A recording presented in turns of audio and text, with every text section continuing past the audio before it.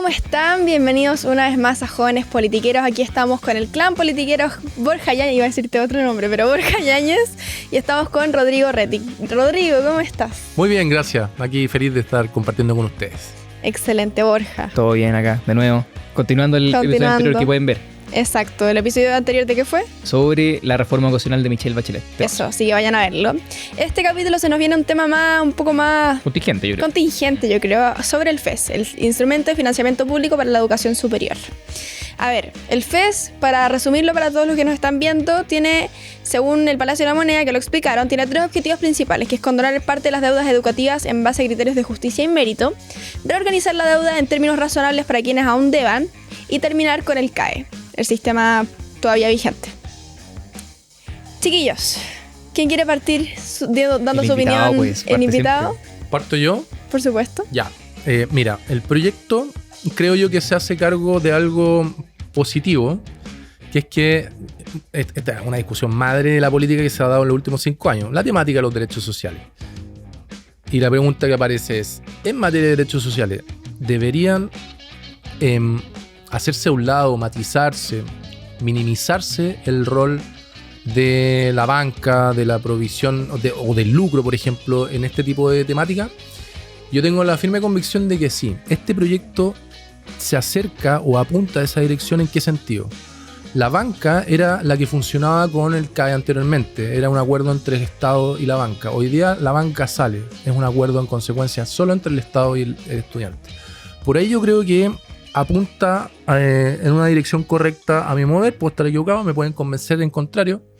Y otro segundo elemento es que me parece positivo de que el alumno tenga la obligación de pagar una parte de su sueldo y así está redactado en el proyecto. Porque hubo un momento que se planteó por parte del radicalismo más de izquierda de que no se debía pagar por parte del alumno, que no tenía que retribuir. Exacto. Y según lo que conversamos acá, y Borja me informa, quedó en el 8%, entiendo, de la remuneración del alumno. Lo que me parece de justicia.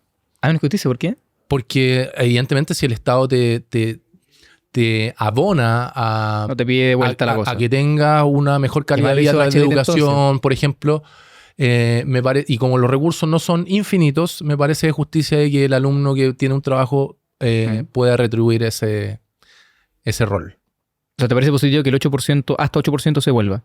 Me parece positivo que se retribuya. Que se vuelva el Estado. Ese fue un triunfo de la derecha y la izquierda democrática. Claro. Podríamos matizar el guarismo, pero sí estoy de acuerdo con que haya retribución. Bueno, el 8% igual, creo que es poco, o sea, está bien. Bueno, a ver, yo creo que para partir hablando un poquito de lo que es el FES, vale la pena poder tener un poquito asidero en lo que es la historia. La historia nos dice de que el gobierno estudiantil, que actualmente está en el gobierno, por decirlo así, propone esto con un grupo de poder que ya se dio antiguamente, que lo mencioné en el capítulo anterior, es el mundo estudiantil universitario. Cuando hay grandes deficiencias en educación, como los cabros que no están yendo al colegio, como los cabros que están con rezago post-pandemia, como los malos resultados en PAES, en SIMS, etcétera, PISA, que estamos teniendo, el gobierno decide desembolsar la billetera ¿con quiénes? Con los universitarios, que nuevamente son beneficiados porque justamente el grupo de poder está ahí. Los que alegan no son los cabros que están en la educación básica, sino los que están en las universidades. Así que creo que hay un problema de base ahí, gobierno, póngase las pilas, vea bien cuáles son sus prioridades. El segundo punto, yo creo que sintetizo un poquito cuál es mi postura respecto al financiamiento de la educación superior, proyecto del gobierno, en 5 puntos esenciales. En primer lugar, es un nuevo impuesto para la juventud. Y esto es, acá hay una consideración legal para tener en consideración. Acá sabemos nosotros, yo Rodrigo, la Sara quiere ser abogada también. Hay un principio importante que es, y también una regla de hecho de la Constitución, que es la no afectación específica de los impuestos. Yo no puedo decir de que un impuesto puede ser para tal función. Yo te voy a decir, va a aumentar los impuestos, pero a nivel general, y después el Estado va a decir cómo restituirlo. Lo que se está haciendo acá, porque no se dice impuesto, va a ser una consideración, y yo estoy seguro que se va a prestar a judicialización posteriormente para definirse un impuesto, un trámite, un pago, un bono, etcétera. Pero en sí, y económicamente, es un impuesto transitorio. Si es que realmente se está afectando particularmente un tributo o no. Entonces, por un lado, es un impuesto porque va a afectar y se va a judicializar los tribunales. Y por otro lado, económicamente es un problema porque en una situación de informalidad tremenda, como tenemos actualmente las juventudes que salen de la universidad, por ejemplo, los abogados, tremenda informalidad que tienen apenas salen de la universidad, lo que cuesta conseguir pega, quieren ponerle un impuesto más a los cabros, que puede ser 8%, hasta 8%, durante 20 o 30 años. eso es lo que va a demorar en carreras, por ejemplo, largas. Y depende también de la cantidad de tiempo que uno está en la universidad. ¿Eso es justo para la juventud? ¿Es justo para nosotros? Yo creo que no. El segundo punto importante es la restricción en la elección. Lo que se hace acá es poder eliminar algo que muy parecido que pasó con la reforma de la presidenta Bachelet. El copago. Actualmente el copago lo pueden pagar deciles superiores al sexto, que cubre la gratuidad. O sea, los deciles séptimo, octavo, noveno, y el décimo puede pagarlo completamente. Lo que quieren hacer con esta reforma es eliminar la posibilidad de que el copago, o sea, de que una parte la pague la familia y otra parte el Estado. Se quiere eliminar esa posibilidad para que únicamente el 10% de más ingresos pague este sistema. Para mí hay un problema en cuanto a eso. Por otro lado, desfinanciamiento de las universidades. ¿Qué pasó con la gratuidad cuando se fijaron los aranceles? O sea, que se puso un precio fijo. Finalmente se desfinanció las universidades. ¿Por qué? Porque muchas veces el arancel, el precio de las carreras que ponía el Estado para poder pagarlas después, era mucho más superior de lo que tenía la universidad realmente previsto. O sea que las universidades pagaban ese costo entre diferencia por mala estimación del Estado. Y eso va a pasar porque nuevamente van a fijar un precio más extendido con el caso de la FES. Otro, y termino rapidito, es que atenta contra la autonomía de establecimientos. Los establecimientos, cuando los desfinancias, atentan contra su proyecto educativo. ¿Qué pasa con universidades que son católicas, que son evangélicas, que tienen algún tipo de ideario en particular, ni siquiera religioso? ¿Qué pasa con eso cuando tú le quitas la plata? O sea, lo haces más dependiente al Estado. El Estado quiere abrazarte a ti y quiere amarrarte. Ese es un gran problema también para mí. Y el último es que destruye el mérito. Fue una discusión que podríamos tener. Yo creo que vale más la pena revisar otro episodio para no caer mucho en ese hoyito, pero que Rodrigo es muy bien informado del mérito, entonces pueden verlo ahí para poder condimentar un poco mejor el punto. Pero destruye el mérito porque finalmente los estudiantes que más se esfuerzan, finalmente, también van a estar restringidos en cuanto a sus capacidades laborales, en cuanto a cómo tienen que pagar el crédito. Todo eso es un tremendo data. Así que hartos puntos en la parrilla, podemos partir hablando por cualquiera. Rodrigo, ¿qué opináis? Este es como un Pancho Rego, weón. Es que hazlo rápido. Hazlo rápido. Va. Pero me pongo, voy a formar casi siempre. Pero la gran... Casi siempre. No cuando estoy en campaña. Yo creo que habrías ganado tú si hubieras ido candidato. Contra Claudio Rego, imposible. Lo que pasa es que quiero relevar la importancia que tiene el debate sano y el no insulto, al contrario. Y creo que Francisco Rego, perdón que me haya ido por la otra, pero eres una persona con contenido que lo lanza de manera coherente. Y Francisco Rego tiene esa virtud. Pero lo que no tiene, que espero que tú no te contamines nunca, es que al adversario no se le denosta, no se le humilla, no se le insulta. Y estoy seguro que la derecha habría ganado la elección de Gore si hubiera ido un candidato que hubiera tenido no esas características que sí tenía. Así que ojalá... Estamos de acuerdo, pero una pequeña salvedad. Yo creo que igual se exageró un poco la campaña con el tema de la violencia. Pero está bien. Pero hay un programa de Pancho Rego que pueden también revisar. A mí me dijo garrapata, weón. Mi hija vio eso. Zurdos de mierda. No, yo creo que ahí sí que... Yo te he dado muchos puntos en este programa, pero ese punto sí que no te lo doy. Ese es un preámbulo que pueden ver en otro episodio que hicimos. ¿Qué opinas sobre esto? Respecto del FES, suscribo algunas cosas de las que dijiste. No suscribo la temática del mérito por lo que ya mencionamos en el capítulo anterior, o en la primera parte de este capítulo. Y creo que eso es lo central. Yo quedo a disposición de que me inviten nuevamente para poder hablar de ese tema en particular. ¿Qué diablos es el mérito? Porque teniendo esa ecuación más o menos clara, entrando a esa zona gris, buscando información, compartiendo ideas respecto a qué diablo entendemos por mérito, creo que agua abajo todo se hace más fácil de comprender. Pero en cuanto, por ejemplo, a este como nuevo impuesto, creo que es un buen punto de vista en cuanto al mérito. Es un impuesto que va a ser de hasta un 8%. A ese punto... es un gravamen para hacer más como... Pero tú, entonces, ¿eres de la idea de que no se pague por parte de los alumnos? Ningún país en la OCDE, nótese, ninguno, tiene un impuesto a las juventudes por educarse. Ninguno. Pues entonces tú eres partidario de que sea gratuito. No, o sea, es que va más el tema. El tema no pagan. Porque no es que esté... te doy el check de que es un impuesto. No es que... Eliminemos el impuesto, es que no económicamente, pero no es un tema de que el Estado le entregue algo y deban entregarlo, no. Es el tema de que el estudiante siempre debe valerse en primer lugar por sí mismo. Porque yo creo que, ojo, si tiene las posibilidades... Ya, pero ahí está la crema de la discusión. La pregunta que tiene que hacerse usted en la casa de ustedes. El punto solo para cerrarlo es que yo creo que ese impuesto es injusto. Tremendamente injusto. Está bien, pero es que es un punto diferente en cuanto al impuesto. O sea, Pepe, deja entender tu punto. Entonces tú le estás diciendo a la gente que no está viendo y a mí de que ese estudiante debe encontrar la forma de pagar la carrera. Porque, ojo, esa es una primera parte. De la segunda parte que dije, ¿cuál es la segunda parte? De que si tiene las posibilidades, por supuesto que está el Estado, es el rol del Estado. Por supuesto que sí. Entonces, pero si el Estado tiene un rol, ¿cómo lo hace? Ojo, el estudiante debe poder valerse por sí mismo si tiene las capacidades para poder hacerlo. Condición. Entonces, ¿por qué el Estado quiere quitarle el copago a la familia? ¿Por qué las familias no pueden aportar en la educación? Porque estamos hablando no solamente de la clase alta, 10% de mayor ingreso, estamos hablando de educación pública. Está bien, pero, de educación es universitaria. el debate sobre la intervención del Estado en cuanto a esto. ¿Por qué el Estado tiene que restringir a la familia la capacidad de copago? Es que quiero entender el punto que tú estás diciendo, porque si partimos de la premisa de que el Estado tiene un rol en aquellos que no pueden proveerse la educación universitaria, sí. Y afirmamos lo anterior y creemos en esa premisa. Cuando tú dices de que es un impuesto, en consecuencia estás diciendo de que ese alumno no tiene que pagar. ¿Cierto? Yo creo que ese alumno no. Ya, pues entonces está ahí afirmando de que la educación universitaria financiada por el Estado debería ser gratuita. El punto no estamos quedando mucho en el impuesto. El tema del impuesto es que pues si tú me preguntaste por ser un impuesto agregado. No sé si es o no es. Es un impuesto. Económicamente lo es. Puede que jurídicamente se puede discutir si es un impuesto, un gravamen, etc. Pero te doy el check. Es un impuesto. Sí, por eso. ¿Pero qué hacemos? En base a eso, ¿que no pague el alumno? No. El tema es que la gran diferencia entre ahora y lo nuevo es que ahora se le agrega un impuesto al estudiante por haber contraído ese crédito. Al banco, que era lo mismo. Está bien, sí, es un tema diferente, pero esta cosa va a beneficio del Estado, llamado un impuesto que es en sí injusto. Pero si el Estado está financiando la educación de esa persona y no puede pagar. El punto no es el tema de si el impuesto tiene que estar o no, porque el impuesto puede estar en diferentes formas. Eso es lo que supuestamente estamos de acuerdo. El punto es justo como está contemplado el impuesto, porque es un impuesto que puede ser hasta un 8%, que puede ser durante 20, 30 años de la carrera, y que, ojo, esta es la gran parte, no se cobra el arancel, se cobra el tiempo que estuvo. El FES es por semestre. Si uno estuvo 4 semestres, va a tener que pagar 4 semestres eso. Y ojo, es 8%, pero este punto con información. Esto es punto importante. Es el 8%. Pero creo que tu análisis no se sostiene. Pero es que no, insisto, Rodrigo, no es el punto de los impuestos. Si los impuestos podemos caer en si que los impuestos son válidos o no, libertinaje no, chao. Eso es de lado. El punto es otro, si que el impuesto en este caso es justo o no. Y si el impuesto debería estar para el estudiante o no. Insisto, ningún país de la OCDE lo tiene. Ok, es injusto que no tengan impuestos, pero eso, la decodificación de esa decisión es que el alumno no tiene que pagar por su educación universitaria. No. Tiene que pagar por su... Es que ahí está la clave. Y déjate hacer el punto. El alumno, por supuesto, tiene que pagarlo. Lo paga actualmente con el CAE, entregándoselo al Estado o a la universidad, lo paga con un crédito. Pero está bien, esa es la responsabilidad del estudiante. Ojo, el punto es otro. El punto es que este impuesto no se cobra al arancel en sí, se cobra el tiempo que estuvo. Es el 8%, pero no a lo que él tuvo de crédito efectivamente, lo que contrajo individualmente, sino a lo que gana. Si es que él tuvo un crédito de invento de un palo, pero lo que va a ganar es un 8% respecto a lo que gana, puede ser mucho más que ese palo. O sea que, si por ejemplo gana un sueldo de 7 millones, va a estar pagando el 8% de ese 7 millones, pero no del 1 millón que tuvo cuando estuvo en la universidad. ¿Cachai? Ese es el gran problema de política pública estúpida que hay en este proyecto. Porque, sorry lo diga, es estúpido. Sí, pero déjame decirte con toda la buena onda, tu fundamento no es coherente. ¿Por qué no es coherente? Porque si el Estado financia la educación superior de aquellos que no pueden pagar, es legítimo discutir si eso es correcto o no. Estamos de acuerdo en eso. Pero ya, estamos de acuerdo en eso.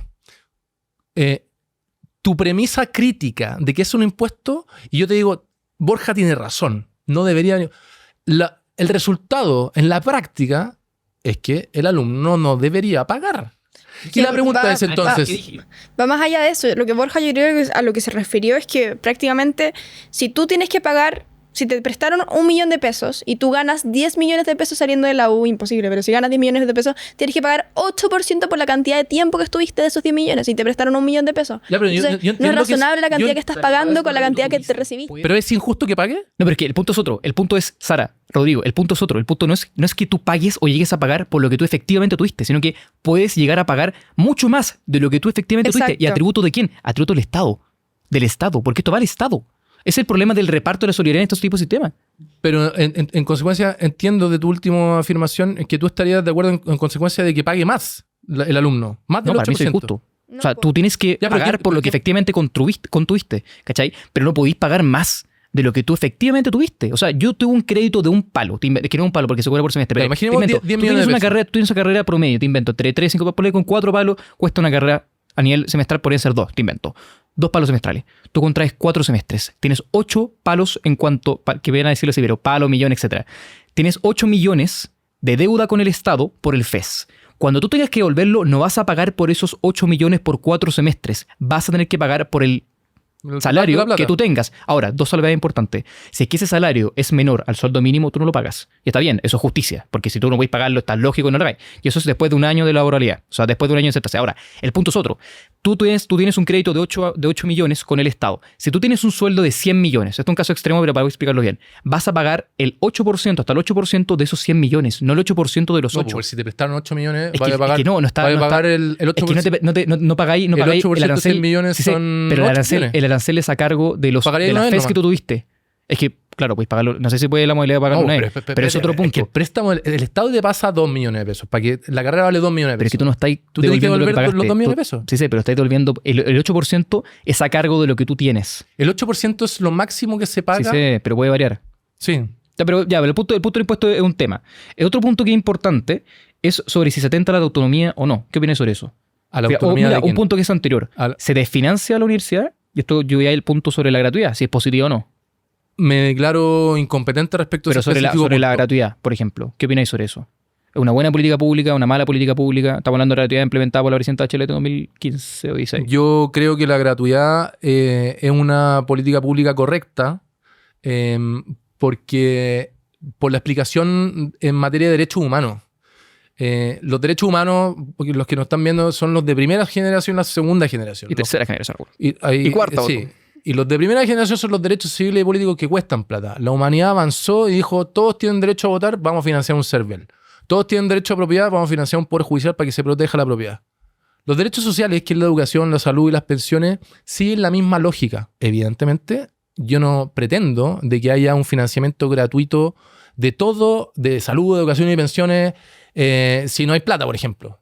Pero el direccionamiento de la definición de política pública es coherente, es armónico con la comprensión de lo que son los derechos humanos. Entonces, respondiendo a tu pregunta, me parece correcta la gratuidad como política pública de justicia social, porque la educación es un derecho humano, es un derecho social, un derecho humano de segunda generación.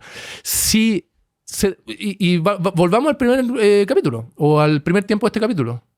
Yo estuve de acuerdo en una crítica a Bachelet. Yo no habría partido por eso. Yo habría partido por meterle la plata a la primera infancia. Entonces, en ese punto específico soy crítico, pero como premisa final sí estoy de acuerdo. Ya.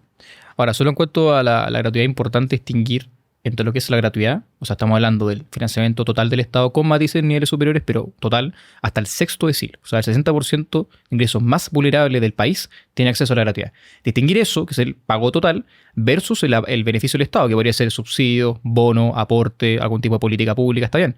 La gratuidad en sí ¿ha sido buena? Bueno, podéis ver de que 60.000 cabros o 40.000 cabros van a entrar actualmente a establecimientos que tienen peligro financiero, que es un 4% de la matrícula. Está bien, es poco, pero son universidades que por mal financiamiento y por malas políticas públicas como la gratuidad, que fija precios, hace que quien pague el queque sean las universidades. Te lo pongo en los siguientes términos. ¿Cuántas familias acceden a la gratuidad? 500.000 creo que son. No sé. Estoy preguntando, no tengo afirmación, pero creo que son 500.000, un poquito más quizás. Lo que metían esas 500.000 familias en plata para pagar educación, se estaba yendo a una industria, que era la educación. Bueno, podemos debatir si es industria o no es industria, bueno, en fin. ¿Bancos? Está hablando de universidades. Universidades, préstamos, etc. Hoy día, esa plata se va al mercado. Se genera la rueda virtuosa de la economía.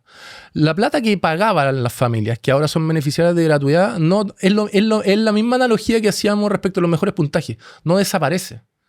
Y esa plata se inyecta al sistema. O sea, la gente va a comprar más al supermercado, la gente va a comprar, se compra un auto, etc. Entonces, la gratuidad tiene elementos negativos que podemos ponderar, pero uno no puede sustraer las cosas positivas. Y esa es la riqueza de la política, chiquillos, y somos jóvenes, bueno, yo soy más viejo que ustedes. Pero en las definiciones políticas y en las diferencias que tenemos nosotros, que son legítimas y muy válidas, hay muchas zonas grises. Y ahí creo que está el encuentro. Y yo me rebullo a comprender la política como si fuera una cuestión adversarial. Solo para poder ver si escarbo en el punto esencial que tú tienes. El problema entonces es con un tema de lucro, de copago, ¿o no? Con que la plata esté en manos privadas, ¿o no? Yo soy un contrario al lucro en la educación, con recursos públicos. ¿Cuál es el problema? Porque, por ejemplo, te cité el dato de la OCDE y la Sara dijo, no es que hay culto.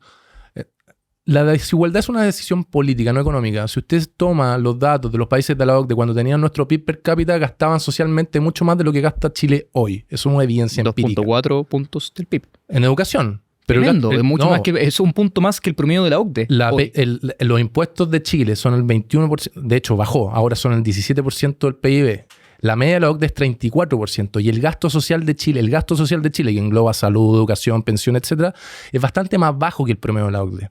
Y usted dice, bueno, pero es que allá son mucho más ricos. No, usted tiene que identificar, el dato correcto para evaluar esto es cuando Chile tenía, o cuando los países de la OCDE tenían el ingreso de Chile, 320 mil millones de dólares anuales, que era, usted divídalo por per cápita y saque la conclusión, son 25 mil aproximadamente, gastaban más o menos socialmente. Y la inmensa mayoría de los países de OCDE gastaban más.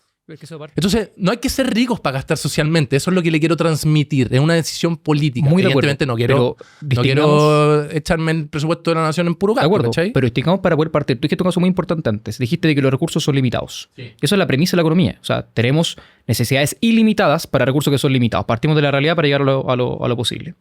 Entonces, en base a eso, uno va a creer de que con esa premisa el Estado se las puede siempre. Porque si finalmente la educación no puede regularse, finalmente el Estado la puede cubrir. ¿Qué fue lo que ocurrió en la reforma de educación? O sea, se eliminó el lucro, una tremenda regulación para poder eliminar el lucro de la universidad, está prohibido a nivel legal hoy. ¿Pero por qué tú crees que en Alemania se prohíbe el lucro de todas las empresas privadas que prestan servicios de salud? Alemania está en Europa, Chile está en Latinoamérica. Tengamos realidades y se ven los procesos. ¿Pero tú crees que Alemania se compara con Rumania o con Bulgaria y que Estados Unidos se compara con Cuba? Es un punto diferente, porque si tú quieres compararte con Alemania, comparte con el proceso que tuvo Alemania, no con cómo está actualmente hoy Alemania. Una sugerencia. Chile pertenece a la OCDE.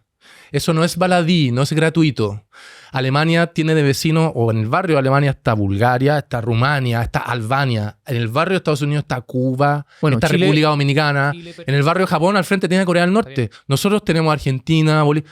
Chile no se tiene por qué diablos comparar con Bolivia y Argentina. No, yo no digo que nos comparemos con ellos, pero es la realidad que tenemos. Mira, es que no se trata de comparaciones. Efectivamente, Chile está en la OCDE.